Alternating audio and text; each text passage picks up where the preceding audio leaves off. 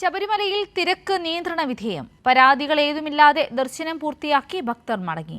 തിരക്ക് മൂലം ഇന്നലെ ദർശനം നടത്താൻ കഴിയാതെ പോയ തീർത്ഥാടകർക്ക് പോലീസ് ദർശനം ഉറപ്പുവരുത്തി. ശബരിമലയിൽ ഭക്തജനപ്രവാഹം തുടരുകയാണ്. വലിയ രീതിയിൽ തീർത്ഥാടകരെത്തുമ്പോഴും ശബരിമല സന്നിധാനം സാധാരണ നിലയിലാണ്. 18-ാം പടി ചവിട്ടി സന്നിധാനത്തെത്തുന്ന ഓരോ ഭക്തരും മനം നിറഞ്ഞ് അയ്യപ്പനെ തൊഴുതു പടിയിറങ്ങുന്നു.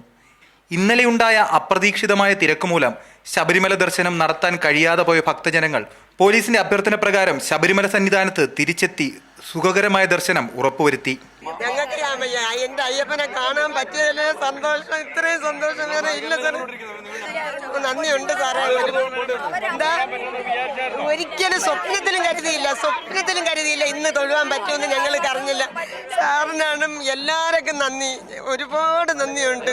മല ചവിട്ടി സന്നിധാനത്തെത്തുന്ന ഓരോ ഭക്തർക്കും ദർശനം ഉറപ്പുവരുത്തുക എന്നത് പോലീസിന്റെ കടമയാണെന്നും ഏതെങ്കിലും സാഹചര്യത്തിൽ ആർക്കെങ്കിലും ദർശനം ലഭിക്കാതെ മടങ്ങിയിട്ടുണ്ടെങ്കിൽ അവർക്കെല്ലാവർക്കും ശബരിമല ദർശനം ഉറപ്പാക്കുമെന്നും പോലീസ് ADGP ശ്രീജിത്ത് കൈരളി ന്യൂസിനോട് പറഞ്ഞു.